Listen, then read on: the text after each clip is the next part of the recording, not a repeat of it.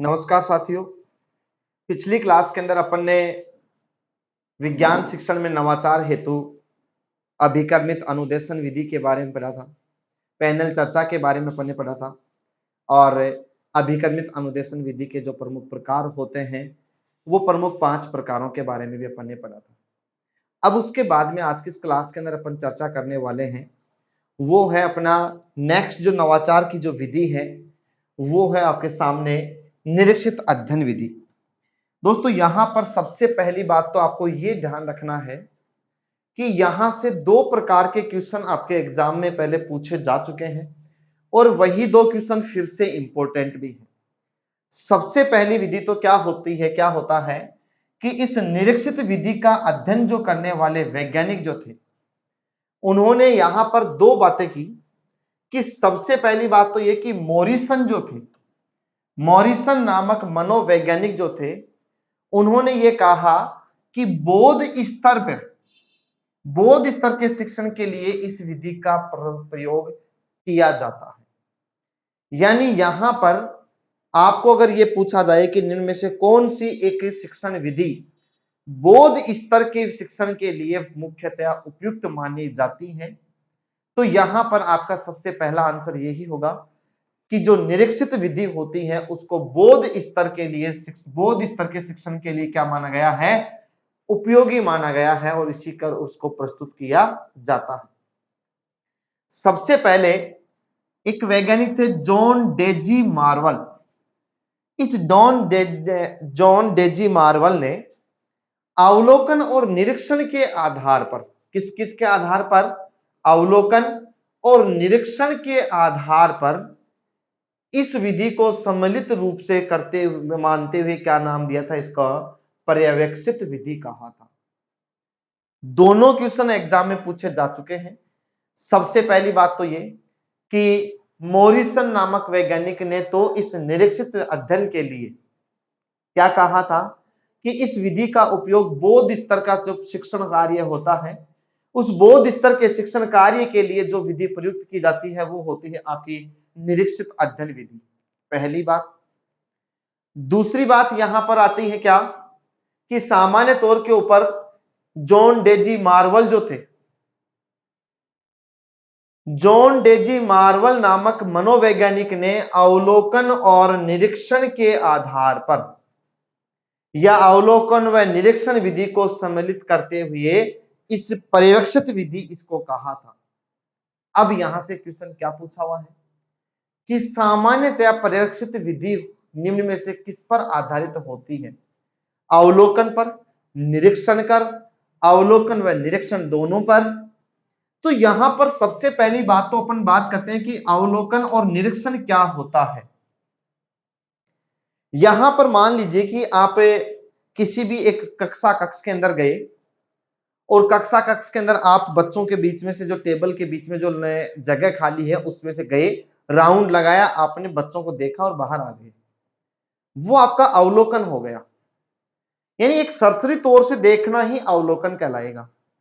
निरीक्षण का मतलब यह होता है कि आप उस कक्ष में गए, आपने बच्चों से पूछा कि आप टोटल बच्चे कितने हो, सबसे टॉपर बच्चा कौन है, आपके कितने टेस्ट हो चुके हैं, आपका सिलेबस कितना बाकी है, कितना पूर्ण हो चुका है, या अन्य कोई भी व्यवहारिक बातें अगर आपने बच्चों से पूछी है और उसका पूरा ऑब्जर्वेशन निरीक्षण किया है वो कहलाता है आपका निरीक्षण। तो अवलोकन और निरीक्षण दोनों को सम्मिलित रूप से क्या माना गया है, पर्यवेक्षित विधि मानी गई है। और उस पर्यवेक्षित विधि या फिर निरीक्षित विधि का जो खोज करता है वो किसको माना जाएगा, जॉन डेजी मार्वल को माना जाता है। किसको माना जाएगा, जॉन डेजी मार्वल को इस निरीक्षित विधि का अध्ययन का या पर्यवेक्षित विधि का जनक माना जाता है। क्लियर दोनों बातें यहां पर ध्यान देना, अवलोकन व निरीक्षण इंपॉर्टेंट बातें हैं। तो इस प्रकार से अवलोकन व निरीक्षण विधि का सम्मिलित रूप से पर्यवेक्षित विधि कहा किसने, जॉन डेजी मार्वल ने, और वही निरीक्षित विधि कहलाती है।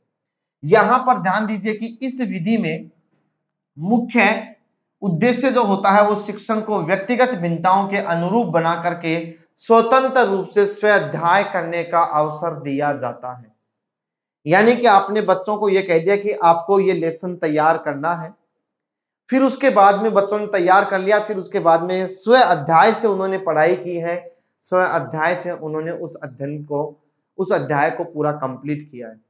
अब जैसे ही उनके द्वारा उस अध्याय को कंप्लीट कर लिया जाता है, तब आपके द्वारा अवलोकन या निरीक्षण किया गया। निरीक्षण ये किया गया कि आपने जैसे इंटेलिजेंट बच्चे को खड़ा किया तो आप उसी प्रकार से उसको क्वेश्चन पूछोगे। एक सामान्य बुद्धि का बच्चा होता है, उसको उसी श्रेणी का क्वेश्चन पूछोगे।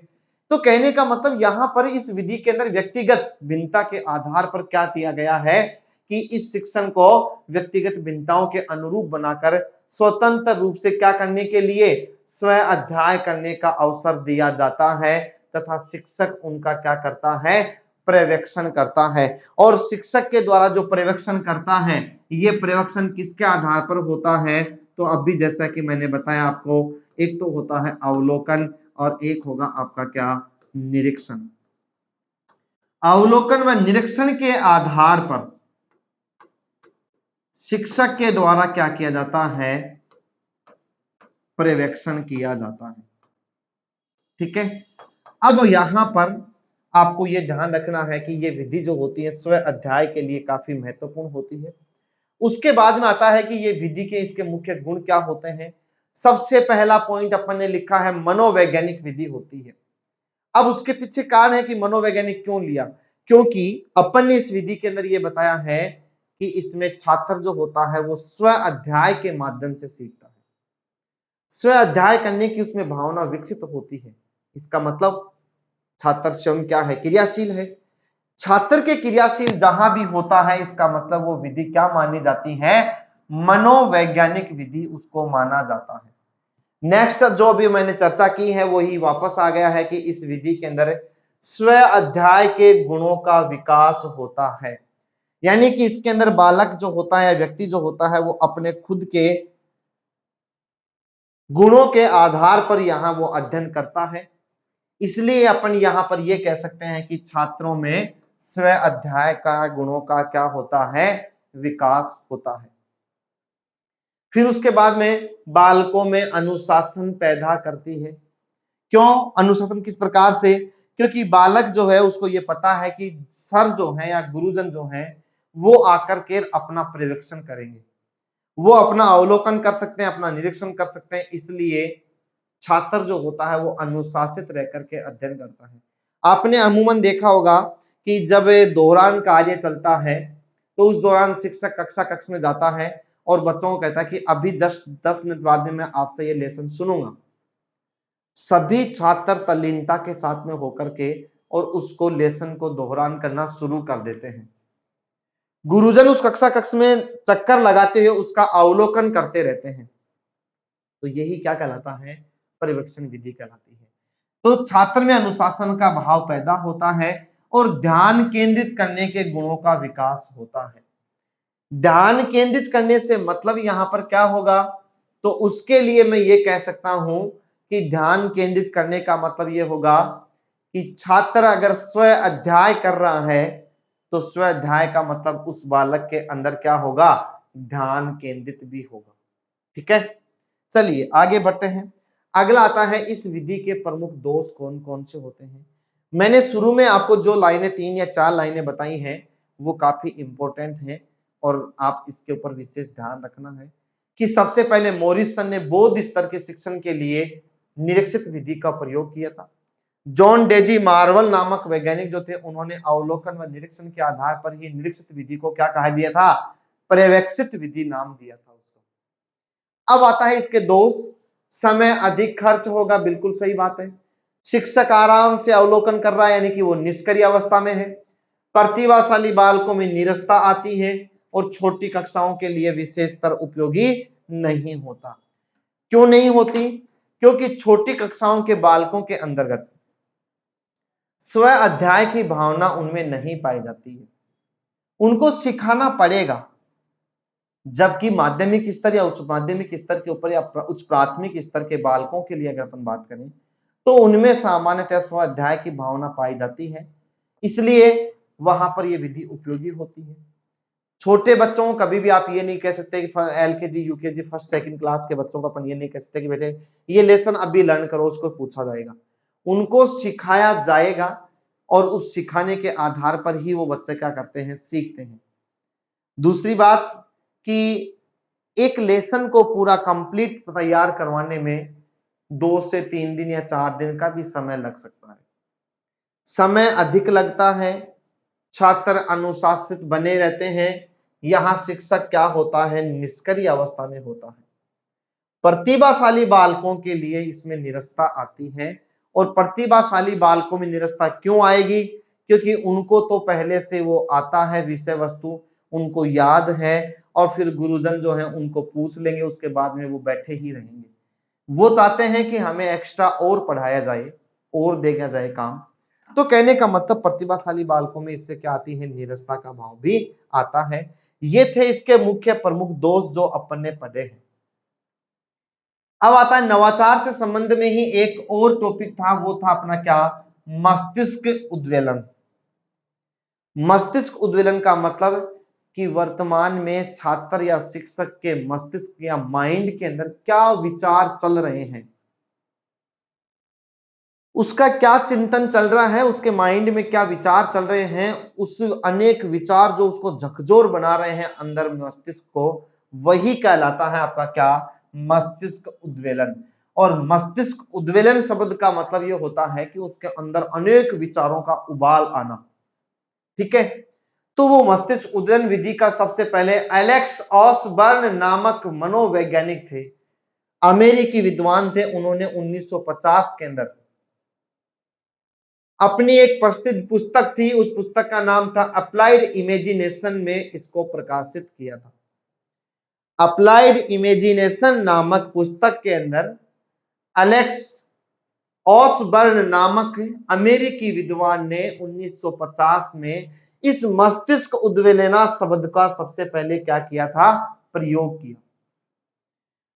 इसका अर्थ क्या होता है, यानी मस्तिष्क के अंदर ऐसे विचार जो झकझोर पैदा करने वाले होते हैं, तो मस्तिष्क में झकझोर देने वाले विचारों को स्वतंत्र रूप से प्रकट करने को ही करने से लगाया जाता है। यानी इसका अर्थ जो होता है, मस्तिष्क उद्वेलना का मतलब क्या होता है कि आपके मस्तिष्क के अंदर जो भी विचार चल रहे हैं खूब अधिक, उन विचारों को आपको यह कहा जाए कि स्वतंत्र रूप से होकर के आप उन विचारों को प्रकट कर सकते हैं। तो स्वतंत्रता पूर्वक उन विचारों को प्रकट करना ही क्या कहलाता है, मस्तिष्क उद्वेलना कहलाती है। क्लियर? यानी मैंने आपको यह बताया है कि मस्तिष्क उद्वेलना विधि किसे कहते हैं, जब व्यक्ति के मस्तिष्क के अंदर चलने वाले विचारों को स्वतंत्र रूप से अभिव्यक्त करने की जो स्वतंत्रता प्रदान की जाती है, वही मस्तिष्क उद्वेलना विधि कहलाती है। एलेक्स ऑसबर्न नामक मनोवैज्ञानिक ने 1950 के अंदर एलाइड इमेजिनेशन नामक पुस्तक के अंदर सबसे पहले इसको व्यवस्थित रूप में क्या किया था, प्रकाशित किया था। यह एक प्रजातांत्रिक विधि मानी जाती है। प्रजातांत्रिक विधि का मतलब हर एक व्यक्ति को अपने विचारों को प्रकट करने की स्वतंत्रता मिली हुई है। हर व्यक्ति अपने विचारों को लिए स्वतंत्र होता है, वो अपने विचारों को प्रकट कर सकता है, इसलिए यहां पर इसको प्रजातांत्रिक विधि भी माना जाता है। बालकों को स्वतंत्र रूप से अपने अपने विचार प्रकट करने का अवसर दिया जाता है और उन विचारों के आधार पर बालकों की कल्पना एवं अभिव्यक्ति को देखा जाता है। कल्पना और अभिव्यक्ति को देखने का मतलब यह है कि प्रत्येक बालक को स्वतंत्र रूप से अपने विचारों को अभिव्यक्त करने की स्वतंत्रता प्रदान की जाती है। और बालक अगर अपने विचारों को स्वतंत्र रूप से प्रकट अगर करता है, तो सामान्य सी बात है कि अपने को यह पता चल जाता है कि दिए गए प्रकरण या विषय वस्तु के ऊपर उस छात्र की मनोवर्ती या उसकी कल्पना शक्ति या उसका तर्क जो है वो सकारात्मक है या नकारात्मक है। अगर उसके पक्ष की बात कर रहा है तो सकारात्मक होगा, अगर उसके विपक्ष की बात कर रहा है तो नकारात्मक होगा। यानी इस विधि के द्वारा जब छात्र अपने विचारों को प्रकट करता है, तो दोस्तों उस छात्र की विचारों के आधार पर उसकी तर्क क्षमता, चिंतन क्षमता का पहचाना जा सकता है। इस प्रणाली में बालकों के सामने एक सामूहिक समस्या रखी जाती है और उसके समाधान हेतु सुझाव लिए जाते हैं। मैंने भी आपको बताया कि बालकों को अपने विचारों को प्रकट करने की बिल्कुल पूर्णतः स्वतंत्रता होती है और उसी स्वतंत्रता के आधार पर अपन छात्रों की व्यक्तिगत तर्क चिंतन क्षमता का अपन आकलन कर सकते हैं। यहां पर भी यही कहना चाह रहा है कि इस प्रणाली के अंदर बालकों के सामने एक सामूहिक समस्या रखी जाती है और उस सामूहिक समस्या के समाधान हेतु छात्र अपने क्या क्या विचार रख रहा है, उन विचारों के आधार पर पता चल जाता है कि यहां पर उनके क्या सुझाव आ रहे हैं। चलिए आगे देखते हैं। आगे आता है अपना नेक्स्ट पॉइंट। नेक्स्ट पॉइंट आता है क्या कि इस विधि के प्रमुख गुणधर्म क्या क्या है। सबसे पहली बात तो यह कि उस बालक के अंदर तर्क चिंतन क्षमता का भाव विकसित हो जाता है। उस बालक के अंदर अभिव्यक्ति और संप्रेषण का भाव विकसित हो जाता है। तार्किक चिंतन की क्षमता बढ़ जाती है। कल्पना शक्ति का विकास हो जाता है। अभिव्यक्ति एवं संप्रेषण के गुणों का विकास हो जाता है और इसमें बालक स्वयं सक्रिय होकर के सीखता है। इसलिए यह विधि कैसी है, मनोवैज्ञानिक विधि भी होती है। बालक जो होता है जिस भी समस्या के समाधान के लिए जो भी अपने विचार प्रस्तुत कर रहा है, इसका मतलब बालक के अंदर स्थायी व्यवहार को दर्शाता है। बालक का जैसा स्थायी व्यवहार है उसी के अनुसार वो तर्क चिंतन करता है, इसलिए यहां पर बालक के स्थायी व्यवहार सीखता है। बालक में वैज्ञानिक दृष्टिकोण विकसित होता है। बालक में उचित अनुचित की समझ विकसित हो जाती है। वैज्ञानिक दृष्टिकोण कैसे विकसित होता है ये देखते हैं। सबसे पहले तो अपन बालक के अंदर वैज्ञानिक दृष्टिकोण विकसित होता है, वो इसलिए होगा कि छात्रों के सामने अपन ने जो भी समस्या प्रस्तुत की है उस समस्या के समाधान के लिए छात्र ने अपना क्या क्या विचार सोचा है, वो उसका वैज्ञानिक दृष्टिकोण होगा। यहां छात्र में उचित अनुचित की समझ विकसित हो जाती है। जो भी समस्या अपन ने प्रस्तुत की है छात्र उसके ऊपर स्वतंत्र रूप से अपने विचारों की अभिव्यक्ति कर रहा है। इसका मतलब अपन ये कह सकते हैं कि उस बालक के अंदर क्या सही है या क्या गलत है। उस समस्या का समाधान जो किया गया है या जो सुना है बालक ने, उसमें कौन सा समाधान सही है कौन सा गलत है, ये समझ उस बालक के अंदर विकसित हो जाती है। तो अपन ने यहां पर इसके गुण देखे। सबसे पहले तो बालक के अंदर तर्क चिंतन की क्षमता विकसित हो जाती है। बालक क्रियाशील है इसलिए मनोवैज्ञानिक होती है। बालक को विचारों की स्वतंत्रता है प्रकट करने के लिए, इसका मतलब इसमें अभिव्यक्ति और संप्रेषण कम्युनिकेशन का भाव भी विकसित हो जाता है। वैज्ञानिक दृष्टिकोण विकसित हो जाता है। क्या गलत है क्या सही है इनके मध्य में अंतर करना बालक सीख जाता है। चलिए आगे बढ़ते हैं अपन। अगला पॉइंट आता है अपनी नेक्स्ट विधि जो आती है वो होती है दल शिक्षण। दोस्तों अपन ने यहां पर पढ़ा है दो विधि, एक तो मस्तिष्क उद्वेलना विधि और एक लिया है अपन ने पहली सबसे पहले पर्यवेक्षित या निरीक्षित अध्ययन विधि। निरीक्षित अध्ययन विधि जो थी वो डीजी मार्वल के द्वारा पर्यवेक्षित विधि के रूप में प्रदान किया गया था और उसमें अवलोकन एवं निरीक्षण के आधार पर उसको पर्यवेक्षित विधि कहा गया है। उसके बाद में मस्तिष्क उद्वेलना विधि पढ़ी अपन ने। मस्तिष्क उद्वेलना विधि का मतलब होता है कि जो भी आपके माइंड के अंदर झकझोरने वाले विचार होते हैं उनको स्वतंत्र रूप से प्रकट करना ही क्या कहलाता है, आपका मस्तिष्क उद्वेलना कहलाती है। एलेक्स ऑसबर्न नामक वैज्ञानिक ने 1950 के अंदर अपने द्वारा प्रस्तुत पुस्तक, और वो पुस्तक क्या थी, वो आपकी पुस्तक थी क्या जिसके अंदर अपन कह सकते हैं वो पुस्तक थी कौन सी अपनी, कि यहां अपन कहते हैं अप्लाइड इमेजिनेशन। उस विधि के उस पुस्तक के अंदर इसको सबसे पहले प्रकाशित किया था।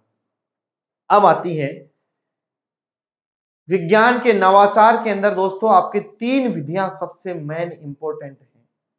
पैनल चर्चा, एक आएगा अभी अपन जो पढ़ रहे हैं दल शिक्षण, और एक अपन ने पढ़ चुके हैं वो है अपना अभिकर्मित अनुदेशन विधि। इन तीनों में से 99% चांसेस होते हैं कि क्वेश्चन आता है। अब अपन बात करते हैं सबसे पहले किसके बारे में, दल शिक्षण के बारे में।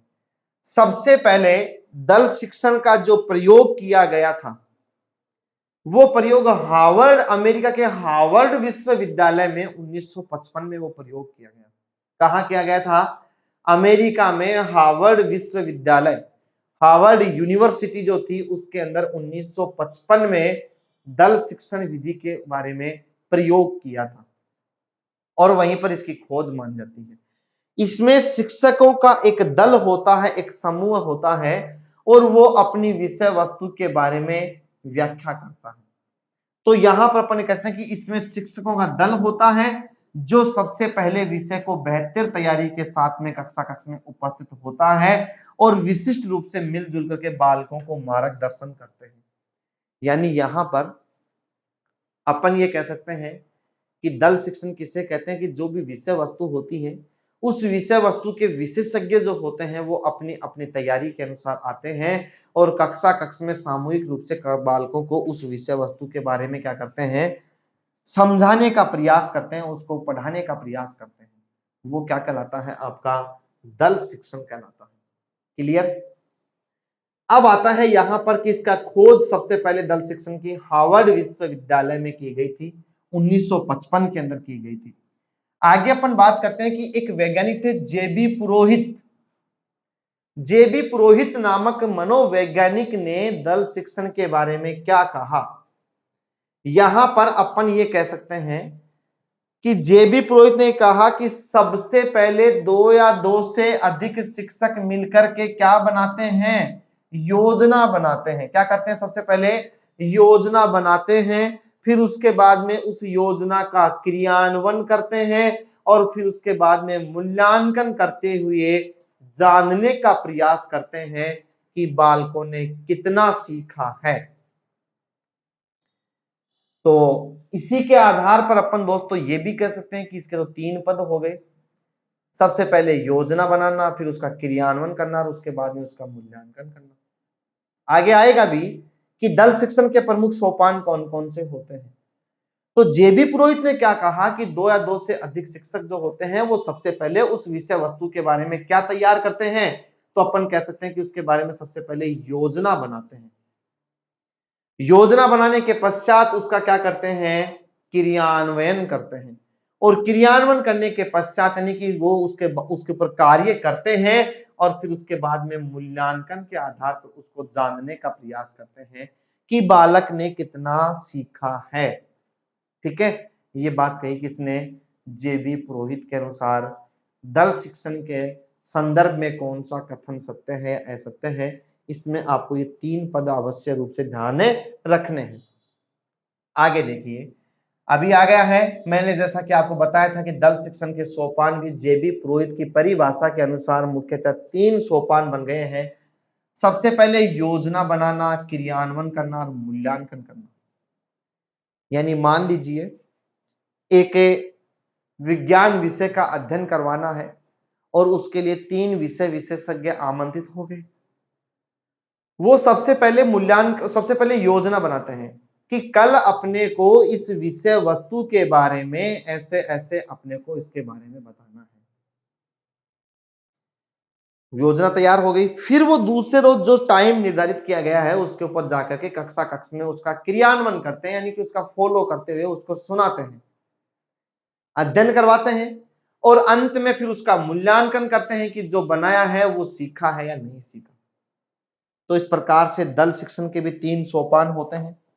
आगे अपन बात करते हैं कि सबसे पहले दल शिक्षण की विधि के प्रमुख गुण धर्म कौन कौन से माने जाते हैं।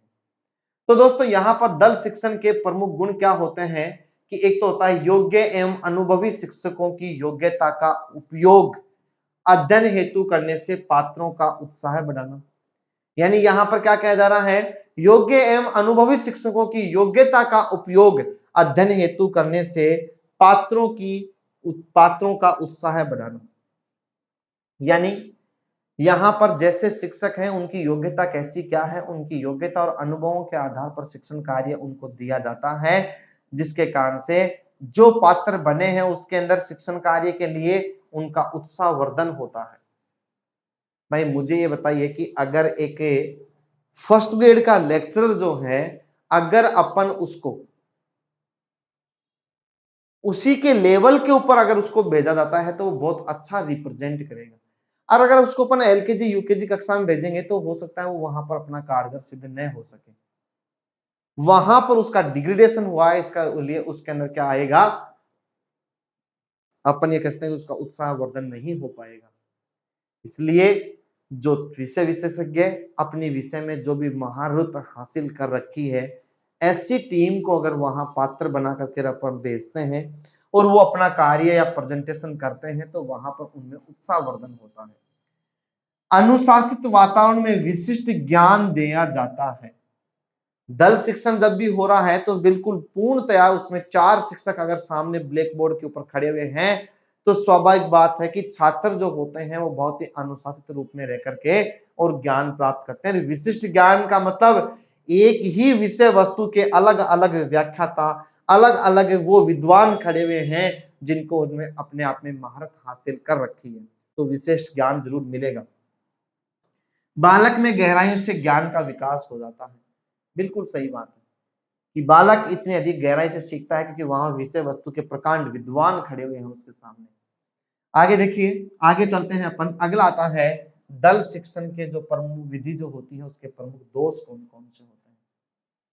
तो दल शिक्षण विधि के प्रमुख दोष क्या होते हैं? इसमें समय व धन अधिक खर्च होता है क्योंकि एक ही विषय वस्तु को पढ़ाने के लिए अपन ने 4 लोगों को आमंत्रित कर दिया तो चारों का खर्चा और चारों के द्वारा लिया गया समय अधिक लगेगा। आपस में सामंजस्य का अभाव होता है। वो इसलिए होगा कि कुछ शिक्षकों का व्यवहार कैसा होता है, कई शिक्षकों का व्यवहार कुछ होता है, इसलिए वो आपस में कोई जरूरी नहीं है कि सामंजस्य बैठा ही पाए। मंद बुद्धि व शर्मीले बाल पिछड़ जाते हैं और स्वतंत्र शिक्षण का क्या हो जाता है, वहीं पर हनन हो जाता है। यहां पर आपको 95% चांसेस तो ये रहते हैं कि इसमें से जो क्वेश्चन पूछा जाता है वो एक तो ये पूछा जाता है कि दल शिक्षण का सबसे पहले लागू कहां किया गया था। अमेरिका के अंदर इसको खोजा गया था, हार्वर्ड विश्वविद्यालय के अंदर उसको सबसे पहले खोजा गया था। ध्यान देना, दल शिक्षण के लिए आपको अमेरिका का प्रौढ़ शिक्षा सम्मेलन भी ऑप्शन में मिलता है, लेकिन आपको उसका आंसर नहीं करना है। अपने को राइट आंसर क्या होगा? दल शिक्षण को अमेरिका के हार्वर्ड विश्वविद्यालय में खोजा गया था, जबकि यहां अपन ये कहते हैं कि पैनल चर्चा जो थी वो एक प्रकार से अपन ये कह सकते हैं कि पैनल चर्चा को सबसे पहले अमेरिका के राष्ट्रीय प्रौढ़ शिक्षा सम्मेलन में इसको खोजा गया था, इसके विचारों को मूर्त रूप प्रदान किया गया था। नेक्स्ट विधि दोस्तों आती है भूमिका निर्वाह विधि। भूमिका निर्वाह विधि क्या होती है उसके बारे में अपन चर्चा करते हैं। तो यहां पर ध्यान दीजिएगा कि भूमिका निर्वाह विधि क्या होती है। बालकों में अपने शिक्षण में मानवीय सद्गुणों तथा मानव व्यवहार को अच्छी तरह समझ सके, इसके लिए वास्तविक जीवन की परिस्थितियों को शिक्षण प्रक्रिया में प्रतिबिंबित या अनुरूपित किया जाता है, वो ही भूमिका निर्वाह कहलाती है। मान लीजिए कि अपन ने एक कोई भी कैंप आयोजित किया है विद्यालय के अंतर्गत।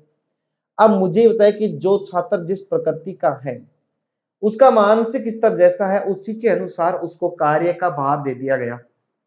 अब उसको जैसा कार्य का भार देते हैं तो स्वाभाविक बात है कि उसके अंदर उसी प्रकार के मानवीय सद्गुणों तथा मानवीय व्यवहार को अच्छी तरह समझ सके, उसके लिए वास्तविक जीवन की परिस्थितियों को शिक्षण प्रक्रिया में क्या किया जाता है, प्रतिबिंबित कहता है, वही भूमिका निर्वाह विधि कहलाती है।